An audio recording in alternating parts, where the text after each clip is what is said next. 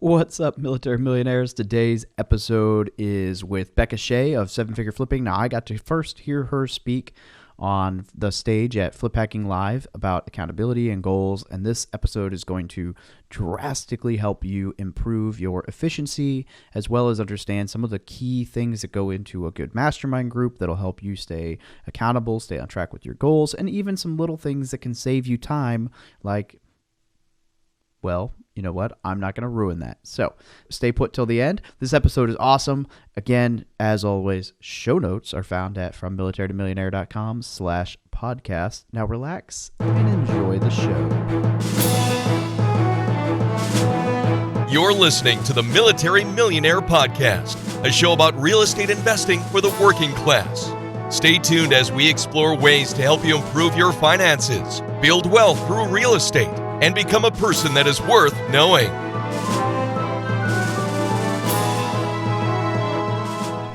Hey guys, if you're looking to take your investing, business, life, or just yourself to the next level, then I have something for you.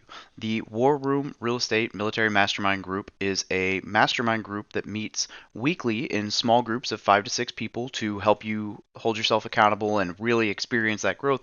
But we also have a monthly guest speaker that we bring in, and we've had guest speakers that talk about mindfulness, taxes.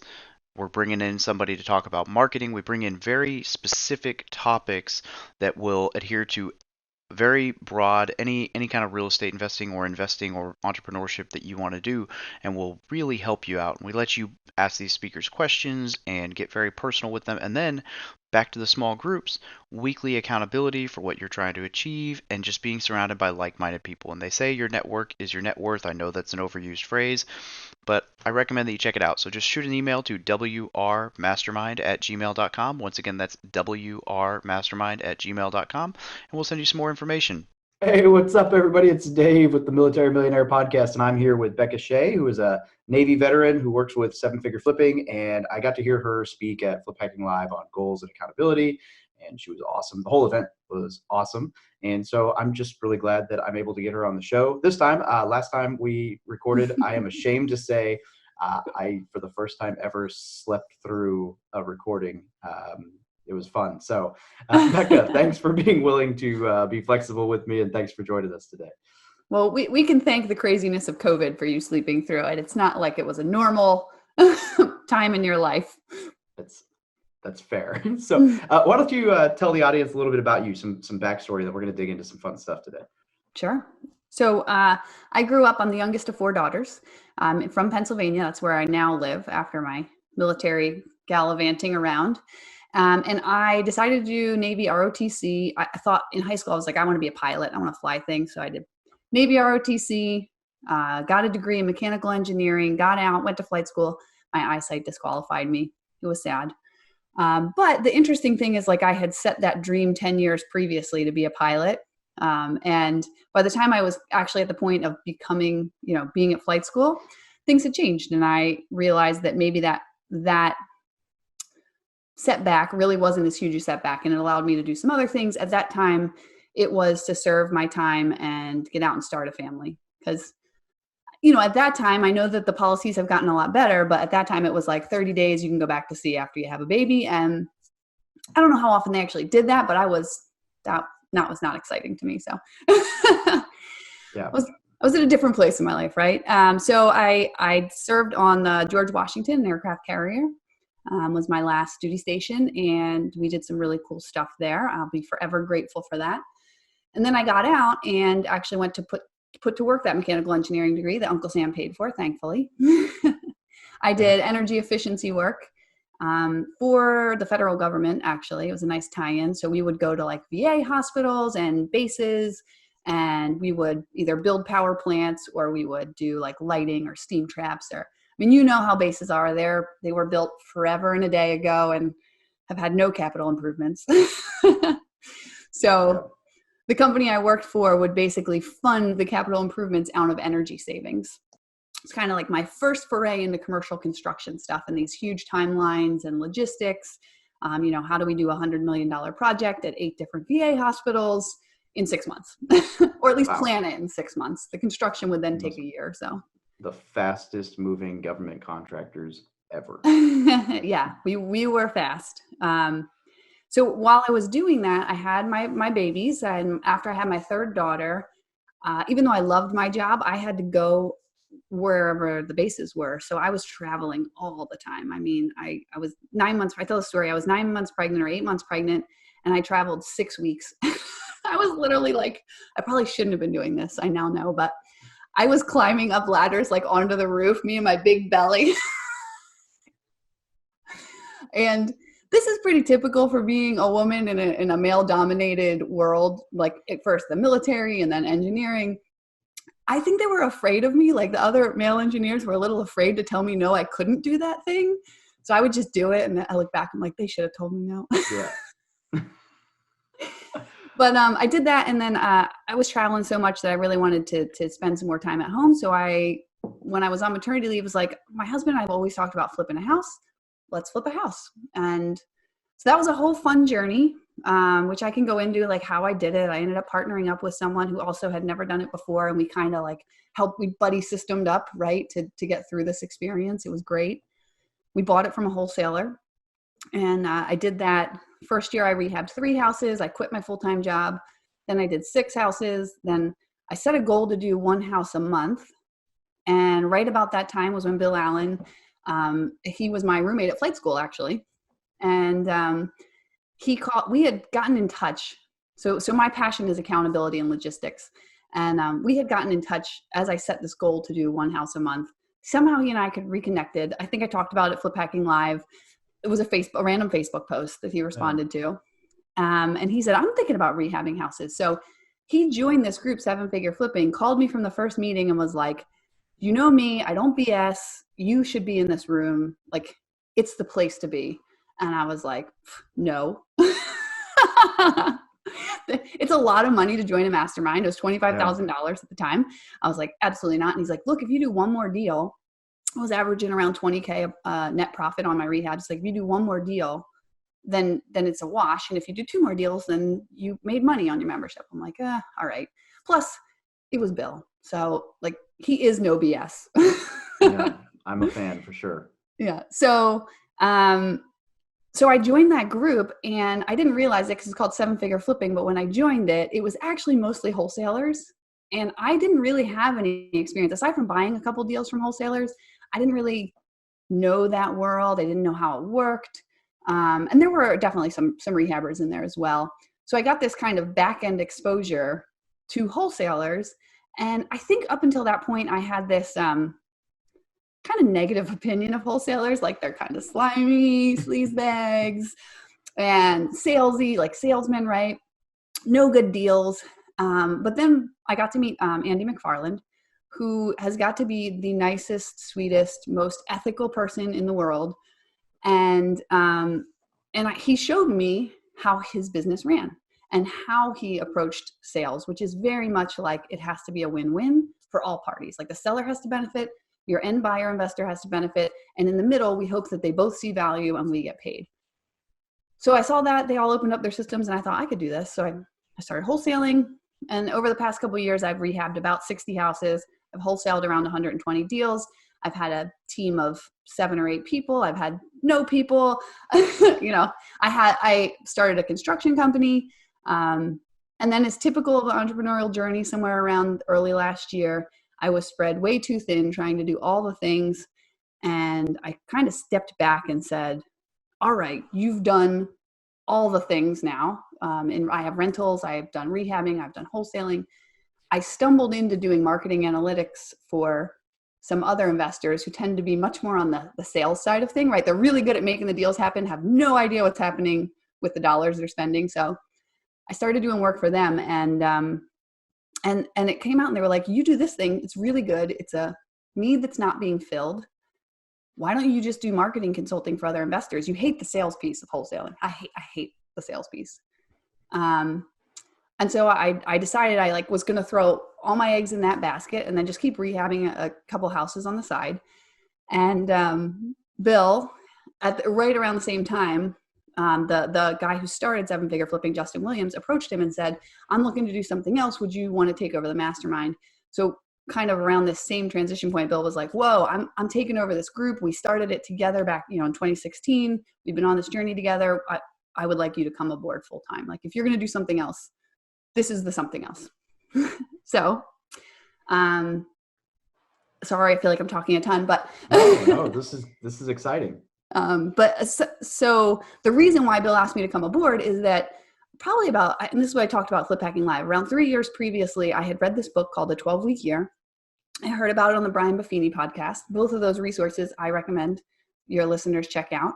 And this book kind of changed my life a little bit. No, first, a lot, actually. It changed the way that I viewed goal setting and accomplishing things from this kind of 1 year, like over the next year, I'm going to flip 12 houses. Because what happens when you view things in like the 12-month spectrum, you wait till like month 9 to realize, crap, I got to do a bunch of stuff.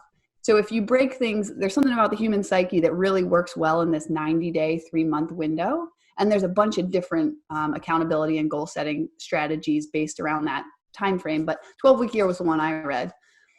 And it was basically like, okay, if you want to flip 12 houses in a year, that means you got to flip 3 houses in the next 3 months. So let's just focus on that. What does that mean? What are the actions surrounding? Just forget about 12 houses in a year. Just focus on getting 3 done as fast as you can.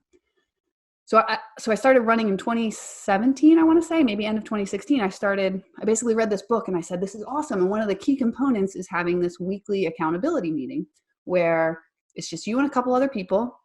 And I might say to you, hey, Dave, I'm going to make, if my goal is to flip 3 houses, I got to buy 3 houses. So I'm committing to making 10 offers every week on houses. And I would meet with you every Monday morning, 20 minutes. And you just say, Beka, how many offers did you make for 12 weeks? That's it. That's the only thing we talk is my actions and how much I completed them. So I started doing this in like 2017 and bringing in groups. And then, it grew from like 3 people to 12 people to 25 people, somewhere around 30 people. We realized that's too many to have a weekly meeting. So then we started breaking up into small groups.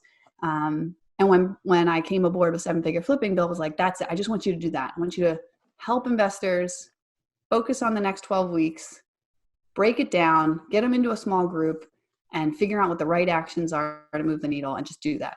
So that's what I do.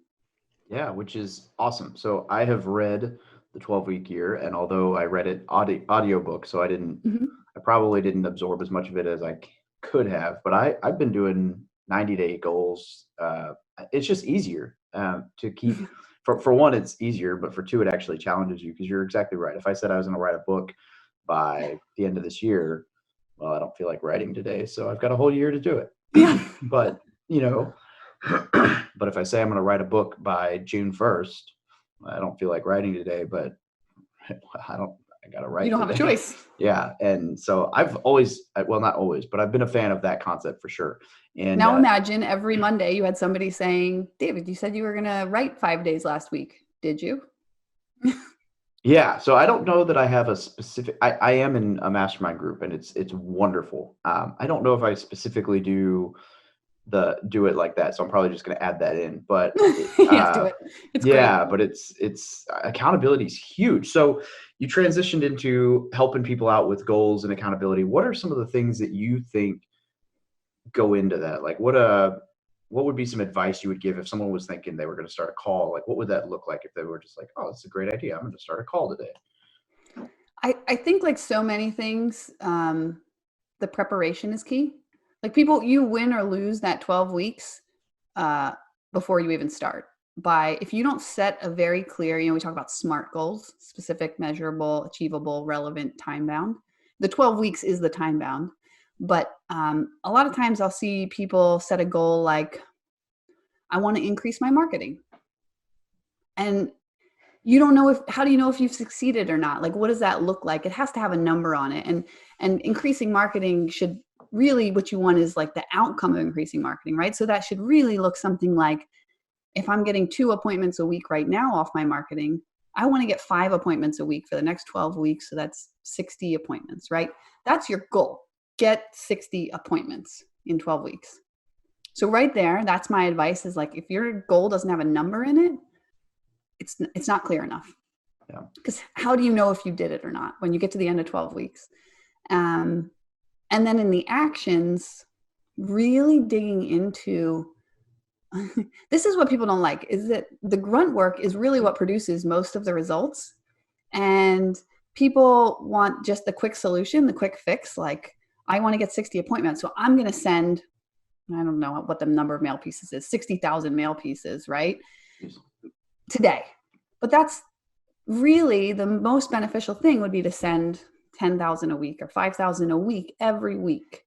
And that's just the first piece to getting an appointment. Then the second, the first piece is like, make sure your marketing goes down consistently every week. The second piece would be answer your phone live, like 80% of the time. And then the third piece might be 5-minute follow-ups to every missed phone call, or 10 minutes. I mean, if you're working a job, that might not be realistic, right? But definitely responding to the calls as soon as possible, whatever that is in your world. And then maybe it's make an offer on every appointment. The number of people who go on appointments and are like, I'll get back to you. You're like, well, I went on 5 appointments, but I didn't get any contracts. So if you just did those consistent actions over and over and over and over, you'd probably get to your goal. It's funny you say that, because the phone call piece, like, having been a recruiter, the asking for commitment and the returning phone call or answering the phone when it rings are like, it's one thing to have to like cold call. And if someone, but I remember like when I first started and I was terrible at recruiting, it was like, I'd be on the phone and in my head, I'm like, please don't answer. Please don't answer. Yeah. Oh, voicemail. Oh no. Oh, well, please don't. Like, cause you just get sick of like the rejection piece, or it's awkward, or the what ifs, or, but I like that we didn't necessarily touch on it, but you focus on lead measures in that. And a lot of people, they get, like you mentioned, hey, I want to lose weight. Oh, well, great. But if you want to lose 10 pounds, like, what are you going to do? Because you could say you want to lose 10 pounds all day, but like the goal should be, what actions will you take to make that happen? Like, that's the right. It's like losing 10 pounds is the lag indicator. Exactly. It comes as a result. What are the leading actions? Yeah, that's a great way to look at it. So it's something I'm super passionate about. And I think that's honestly the nicest reason to have an accountability partner, is to have someone sit down and really ask you that question. Is it measurable? Will you know at the end of this session that you achieved it or not, like concretely? And then what's the most impactful? Because you're only supposed to pick 3 to 5 actions every week. So there are lots of things you could do to get appointments, but pick the 3 most impactful. And it might be different for everybody. Like, one of the guys in our group, Yuri, he's awesome. He set a goal to do Driving for Dollars. He wanted to launch a successful Driving for Dollars marketing campaign. And so he committed to, I wish I could remember off the top of my head, but it was something like 4 hours a week of driving, sending letters to everyone on his Driving for Dollar list, and then probably answering the phone live or something like that. It was simple, but I got to tell you, within week 1 or week 2, he's like, oh, I had my accountability meeting today. So yesterday I had to go out like 5 hours right before it and go do my driving, right? It helped him stay consistent. And he's gotten I think he just got his 4th contract off of it. Now, that was his goal from October to January. So from Flip Hacking Live to January, he did a Driving for Dollars small group accountability. Now we're in May. We're in May. Yeah.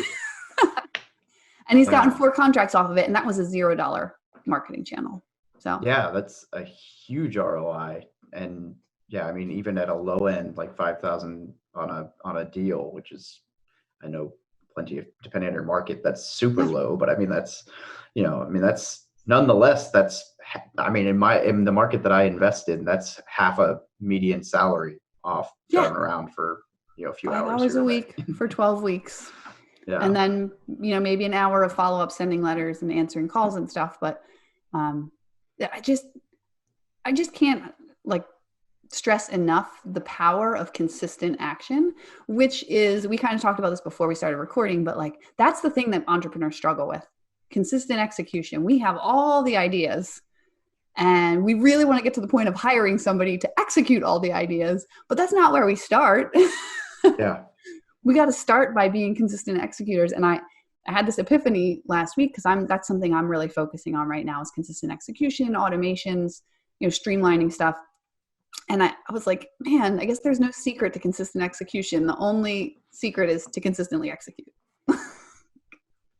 Yes. Dang. 1% better every day, right? And the worst part about that, and it's almost like a mindset shift in a way that, like, I will, at the end of the day, if I didn't accomplish everything on my little checklist, I will like talk myself out of, like, I'll feel like it was a wash. I'll get in bed or whatever, and I'm like doing my journal at the end of the day. I'm like, son of a gun, I forgot to do that and that. Oh, today was such a huge failure. I'm so unproductive. And then I'm like looking at it and I'm like, oh wait, but I had like 7.5 hours of stuff that I did do. Yeah, okay, but it's like there's this like bug in the back of my head now that's just like, hey, you're messing this up. You're not doing enough. Do more. I think that's also the mindset too, is that we feel like, I think entrepreneurs in general feel called to do more and bigger things. And we're probably the harshest critics of ourselves. And so that comes down to if I didn't accomplish it, I'm a failure. And look, you're not going to get out of this game without some failures. And the bigger your vision is, the bigger your failures are going to be. So start working on that mindset now. I love it. All right. So we mentioned something before the call about what service members have a little bit of an edge. Yeah. With all of this. Could you elaborate on that concept a little bit? Yeah. Back to the consistent execution thing. The accountability groups are great in 7-figure flipping. We do have, I don't know, maybe like 15-20% of our membership is former military, but most of them aren't. And I feel like they need the accountability groups because it is the thing that gets them to do it. But the cool thing about military members is we have a long history of doing what we don't want to do because it needs to be done, whether or not we feel like it. Like, this is just what has to be done. This is the SOP. This is how it gets accomplished. Just put your big boy pants on, make it happen. So I have noticed that military, like, I'm pretty sure Yuri, that guy I mentioned driving for dollars, don't quote me on this, but I'm pretty sure he's former military. Like, it's like, hey, this is what I said I was going to do. I'm going to do it. Like Bill, he and I have done accountability groups, but for the most part, he just puts his mind to something. And he's like, all right, I'm just going to knock it out. So. Yeah, I agree. I think there's I don't even know if it's an edge. Like I've often wondered that, like, what are these people who are self-starters and that's how they made it through recruit training? Or is it like years of being told, hey, the hike starts at 5, but you need to be at the armory at 2:30. Why? Well, because of this guy doing this thing, just be there. And you're like, okay, like, all right. And then, like, I wonder if that somehow chicken or the egg, right? Yeah. Are self-starters drawn to the military, therefore they're good at getting stuff done regardless of the circumstances, or does it train it into you? Maybe it's a little bit of both. You know what I think the military does really well, though, is shows you, because you get locked into a contract and an MOS, that I think that it shows you how to become an expert at something. And it's not secret sauce. It's usually getting good training and then consistently implementing that training over and over and over. I mean, you look at the guys who've been in 20 years and, like, they do their job cold in their sleep. Yeah, you're right. I mean, the 10,000 hour rule, Malcolm Gladwell, but people are like, in this day and age, people like to bounce around a lot. So maybe it is just the fact that, like, hey, look, you're stuck here, get good at it. Like, and the ability to turn that into, I don't know, relentless learning maybe would be a good way to put that. It really depends. A lot of people harness that power into, like, how much alcohol can I put away this weekend? But hopefully, I've been that person once or twice. Not in a long time, though. That's a prereq for joining the military, but not joining. But anyway, yeah. So that's all awesome. Accountability is huge. I'm a huge fan of mastermind groups. I'm a huge fan of just even, like, the accountability piece is great. But I think what's powerful about it is, like, if I'm trying to find a way to word this that doesn't sound like I'm a jerk, but go for it. If, like, my mom or my, somebody who, like, felt obligated to tell me, like, hey, you should do that, it wouldn't matter to me. Or if, like, a friend of mine that I was just, like, some dude I grew up with in high school who doesn't know the first thing about real estate was like, hey, did you drive your car today? Like, dude, go away. But like the fact that you're with people who are like doing the same thing, and it's almost like I look up to them, but at the same time we're kind of on a level playing field. But like it's like the competition thing, I think, adds to the Oh yeah. accountability, because you're like, well, I can't let Joe beat me because he stuck to his goals and I didn't. Yeah. And so I think that's the like another part of the secret sauce to masterminds, is that it's just the people you're around. Because yes, the accountability is huge, yes, the goals are huge, but it's also like who's holding you accountable with that. I think Right. is If the you big piece for respect me. people, it's going to hurt a lot more to get in front of them. And I see this happen because we record. So let's say in that one example I gave, like make 10 offers a week. If I show up and I say I made 6 offers, I'm at 60% that week. And in 12-week year, they talk about if you're getting like 80, 85% on average of your actions, you're likely to accomplish your goal. But if I have to show up and keep saying I'm at 50%, I'm at 60%. And meanwhile, Joseph's over there and he's like, I'm at 95. Like, I'm like, no way. Next week, I'm gonna be at 100. Exactly. And that's the real power, right? You guys, everybody feeds off each other. They hold each other accountable. And then also having people who aren't afraid to hold you accountable. That's, sometimes people are like, oh, it's okay. It's Eh, okay. no, It's okay. it's You had not. 20 donuts this week. Uh, You'll lose that weight eventually. oh, that seems to be the way that my office shows their affection. We have no windows. We don't ever go outside. But somehow donut day is like at least twice a week, because people are like, oh, I want to show the office I You care should make about fruit them. salad day a thing. Yeah, well, I make like move the donuts out of sight a thing, and then people get mad that I moved them to another table. I'm like, I don't, Okay, you could just do this. You can have a donut, but you have to do 10 push-ups. yeah, there you go. Pay to play here, buddy. Oh man, oh man, oh man. Today's show is brought to you by Audible. Audible is offering our listeners a free audiobook with a 30-day trial membership. Just go to audibletrial.com/militarymillionaire. Now, why Audible? Audible content includes an unmatched selection of audiobooks, original audio shows, news, comedy, and more from the leading audiobook publishers, broadcasters, and entertainers. I listen to Audible every single day on my commute to and from work. Now, to download your free audiobook today, go to audibletrial.com/militarymillionaire. So you mentioned something about your to-do list. So personally, right now, one of the things that I noticed while going through all these accountability sessions with, probably by this point we've gone through like 300, 400 people, sessions. That goal setting and the action setting was really hard. So we sat down a couple sessions ago and we said, what are the main goals that the real estate investors in our group are going after? And you can scale it, but number of them, usually it's like number of contracts, number of appointments, time to complete contracts, like if you want to get better at project management, or wrapping your head around cash flow. But by and large, what I see, especially for the more experienced investors, we created this productivity session. And that's for the people who like have 20 things, they've got a couple employees, they've got all these new ideas they're trying out, and they're just, like you at the end of the day, just feeling like I didn't get my stuff done. So that actually is the session that I embarked on, and we're in the second week now. And it has been huge for me.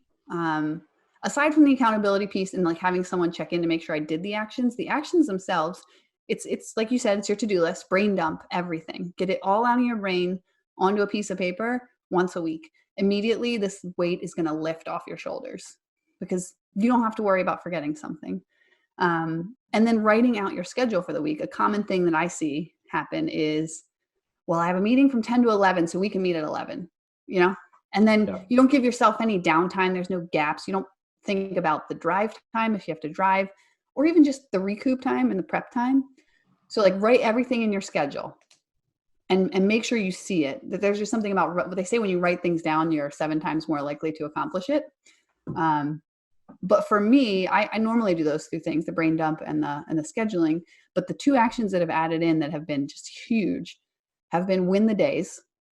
So I actually stole this from, I can't remember, I think it might be Andy Frisella. I saw him speak at 10X, and he talked about every day he has his top 3 things that he has to accomplish to win the day. If he gets those done, it's a success. If you get, everything else on top of that's gravy, but those 3 things have to get done. And then the second thing is time blocks. So picking 2 slots, 1 or 2 slots every week that you're going to work on your business, not in your business. I have to do my time blocks first thing in the morning, or else stuff impedes on it. I get caught up on a call, or I feel like I have to get my win the day done. So I move my time blocks. So like this morning from 6 to 8, I worked on the thing that I'm working on right now is our 12-month membership experience, right? From the day you enter till the end of the 12 months, what happens? Where do what do we give you? Where should you be engaged? What do we need from you? And it was like 100 different tasks. I'm never going to set aside time to sit down. Normally we use Asana for task processing. So it was the thing that has been on my mind for 3 months. And I finally this morning time blocked it and was like, this is important. It doesn't move the needle in the day to day. It's not my actual win the day, because this project's going to take me a month or 2 to roll out, but I'm committing to 2 hours right here to do it. So those 2 things, the win the days and the time blocks, huge. I absolutely agree on time blocking, and I think I've subconsciously been doing the win the day kind of. It sounded like it from your because I definitely write out my schedule. I definitely write out my most important, next steps or whatever. But it's often not like these are the 3 most important. It's like a list, and then I'm like check, and I try to do like most to least, and I'll whatever. I think I'm gonna be more intentional about like these are the top 3. Like today, it would be sending out letters for the list I just purchased, cycling, and I'm starting podcast editing. I'm partnering with my editor, so I need to get the website set up. So because So if you just did those 3 things and nothing else, would you feel like today was productive? Yes. Yeah. Yeah. And that's good, because I have 3 other things on the list that, or 4, or I don't know. So yeah, that's good to know, actually. And a lot of those things are like little things too that shouldn't matter. Like one of them is, send check to closing company or title company. Okay. Send gift to moms, because Mother's Day is Sunday.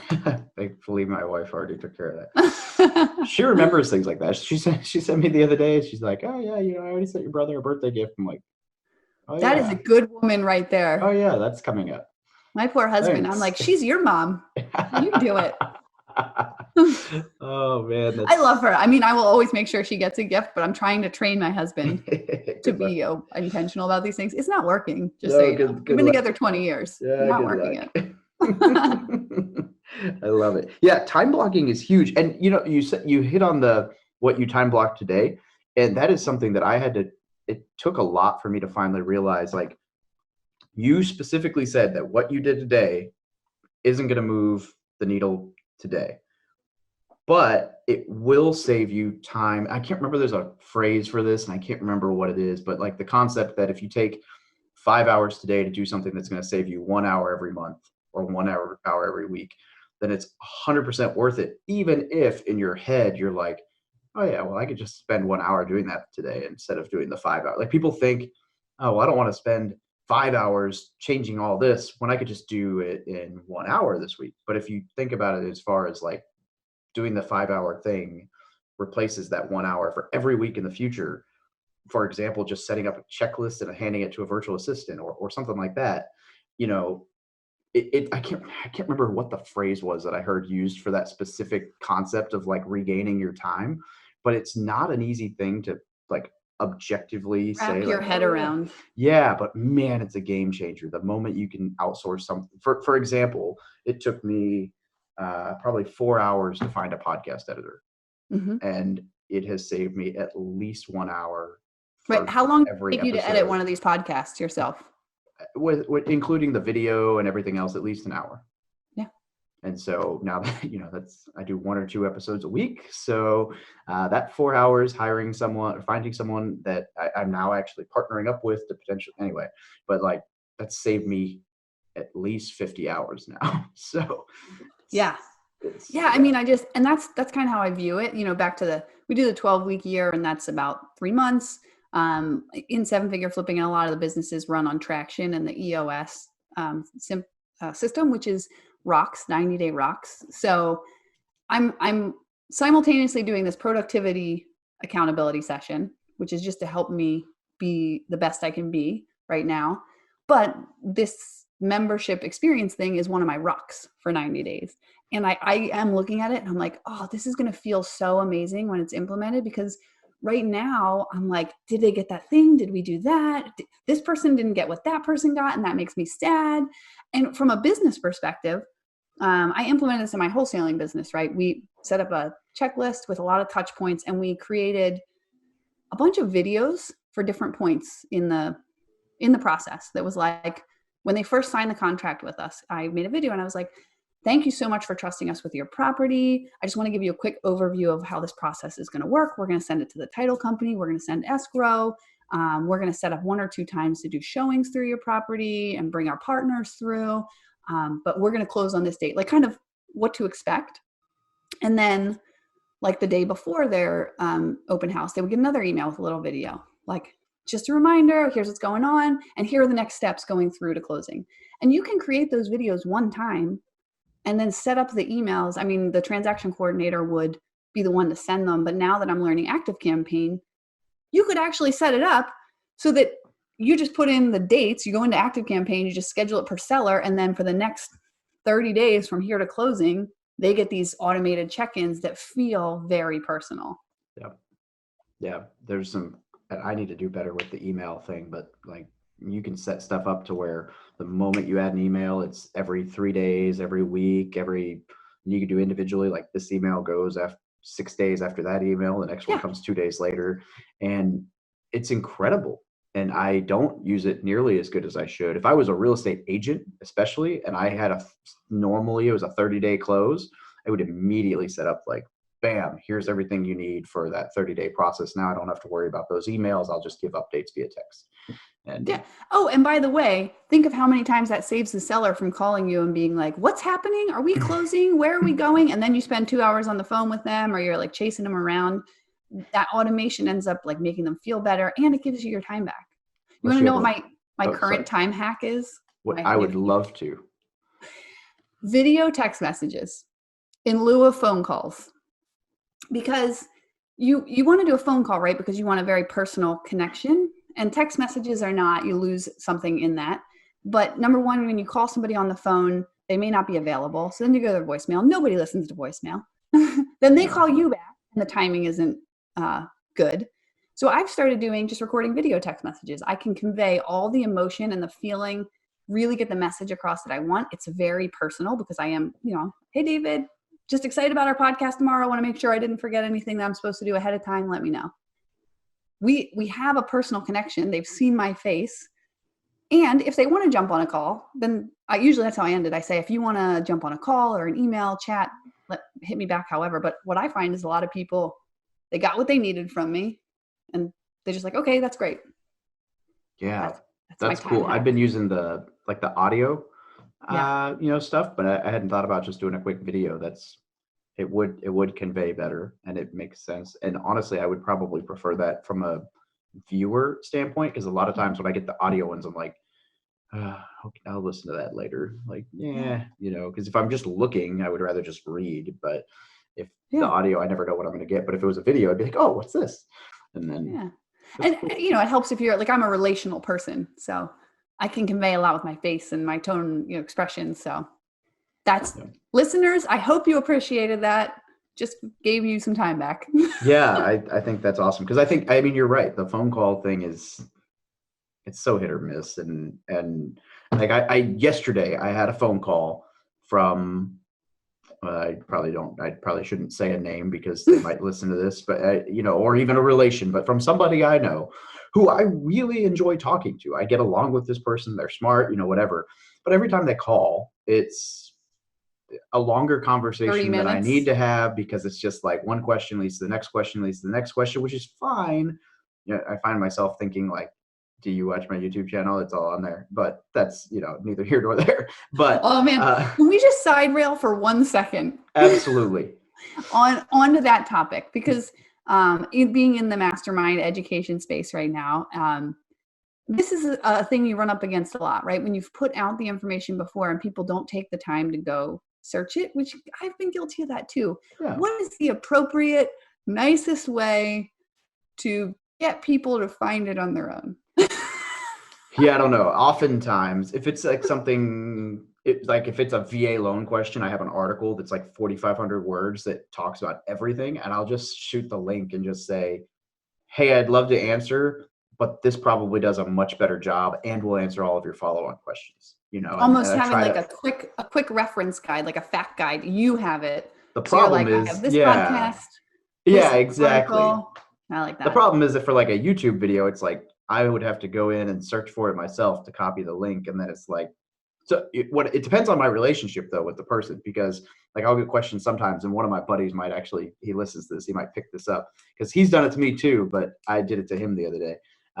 He'll ask me a question and I will respond with, hang on, I'm gonna go Google it, and then they feel like, oh man, and it's like, but I do that to people all the time. If it's like a good friend that I know can take it, because it's kind of a jerk answer, but it's like, don't worry, I'll go find you the answer.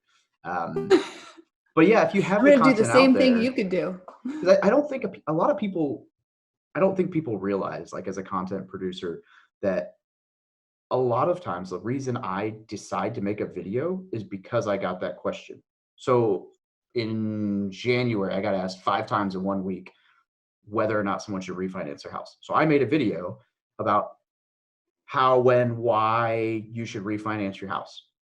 And now when people ask me, I'm like, here you go, here you go, here you go. Because it goes into way more detail than I would want to have. But anyway, back on the normal non-rabbit trail. I guess it's it's how you phrase it, right? Like saying, that is a great question. I think this is the perfect resource for you. Exactly. Yeah. So Yeah. But so the guy I'll find a called way the to other do that. day, and I just remember thinking like, I don't want to answer this right now. I want to do something else, but maybe it's important. And it ended up being a good call, and it was important, and it was somewhat short. So I've been trying to figure out the best way to, have you read Pitch Anything? They talk about frame control. Yes. So I'm trying to get much better at answering the phone and just being like, hey man, just letting you know, I only have about 5 minutes. What's up? And just like setting the right off the bat. Set that frame. I did it yesterday. I had a 30-minute phone call that went 45 minutes because I enjoyed talking to the guy, and it was great. But then I got done, and all of a sudden I'm behind. So yeah. Well, I'm so impatient that I'm really bad at phone calls. So I'm like, and what do you need? And okay, good. Oh yeah. Oh, your family. How's your family? I do that too. So I work. I told you the 24-hour thing. So we have a 24-hour clerk at work because we're always tracking movements and stuff. And I have my phone on at night. If there's flights coming in and something changes, they got to call me. One of the Marines, I give him a hard time all the time, but he calls. It's like 2 a.m. He wakes me up, and he'll be like, "Hey, Staff Sergeant, it's so and so." I'm like, "What's up?" "Oh, I'm sorry for calling you." "What's up?" And it's like this long. And I finally sat him down last week. I was like, "Look, I don't want to be woken up at the 2 a.m. You don't want to wake me up at the 2 a.m. This is how the phone call goes. Staff Sergeant, this happened. What do you want me to do?" That's it. No sorries. No I don't care about anything.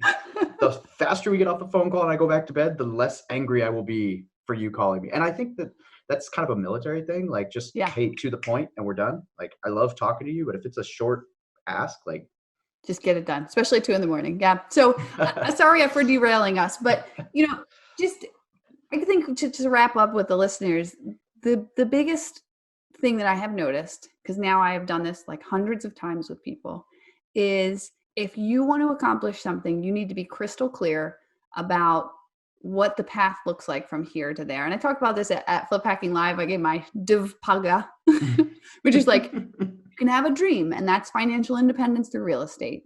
But then you need to have a vision. And that might be set up a wholesaling company that does 100 deals a year with a net profit of 20%, right? Like, that's a vision. It's very clear. It's like, I want to own a house someday is a dream. A vision is a yellow 2-story house in this town with 4 beds and 2 baths. That's a vision. You can sink your teeth into that. And then you have to have the plans, the goals, and the action. So the plan is like, if that's my financial freedom is my 10-year goal, what do I have to do in this 1 year to get there? And that might be like, just to back out that wholesaling one. If you've never wholesaled a deal, to get from here to a machine that does 100 deals a year, you got to learn how to wholesale. So like your plan for 1 year might be wholesale 5 deals. And then your goal in the next 3 months is probably just to get a contract on a property. So then you break it down into the actions. All right, I'm just laser focused to get from here to 100 deals a year. The first step on that path is getting a contract. What do I have to do every week, every day in order to get a contract? And that's talk to sellers and make offers. Yeah. So the only way to get from here to there, like dreams are nothing without execution. So Agreed. you gotta know what that path looks like.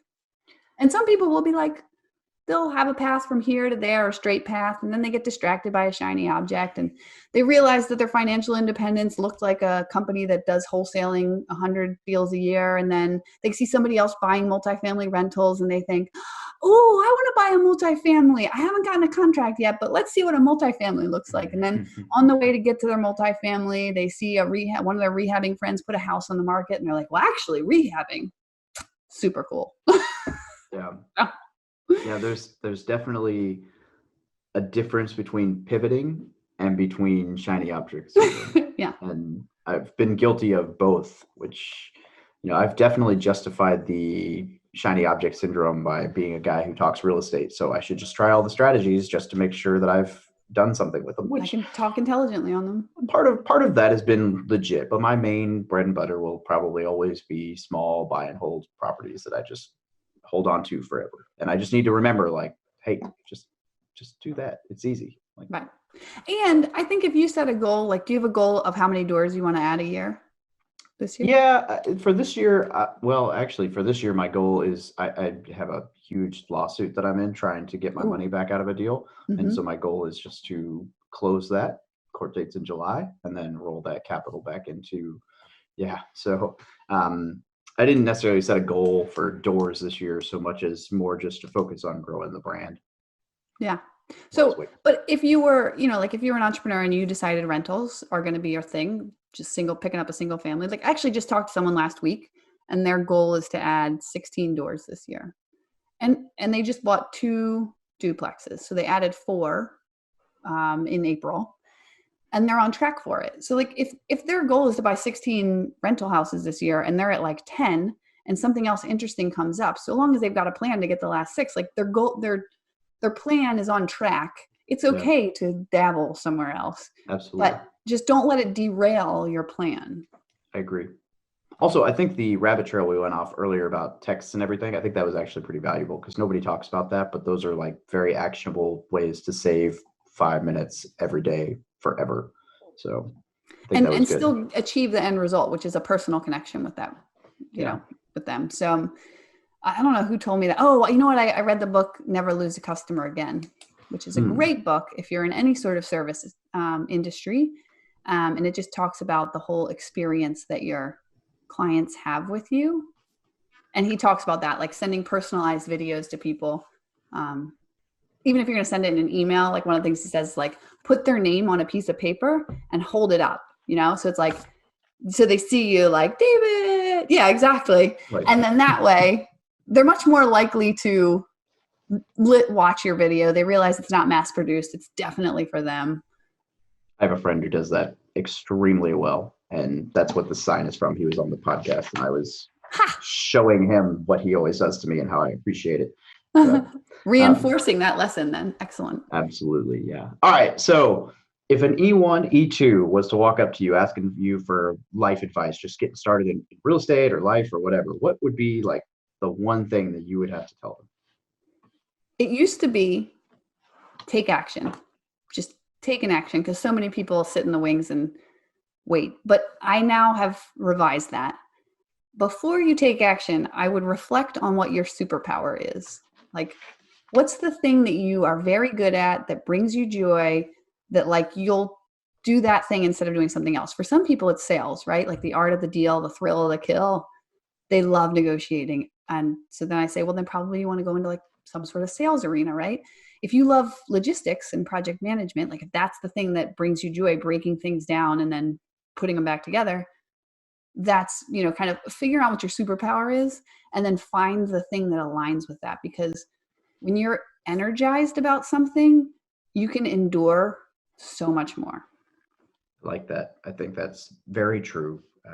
If what you're doing lines up with who you are, it works out very well.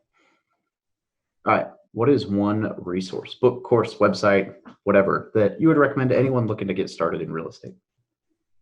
I'm so bad at giving one answer. Obviously, That's I have to fine. say 7-figure flipping because it changed my life. We just released a video vault series for people just looking to get started that has online courses if you're not ready to commit to a mastermind. But I'm a people person, so being around people and committing to people has changed my life. And then Brian Buffini's podcast. It's for real estate agents, but the whole mindset thing that he does is pivotal. Every week when his podcast comes out, it's like the refresh that I needed. Awesome. I'm going to go check that podcast out today while I'm cycling, because that's one of the 3 things I have to do. My 2 favorite ones of his are the Run Rest Cycle and one on gratitude that he did. And where can people get a hold of you?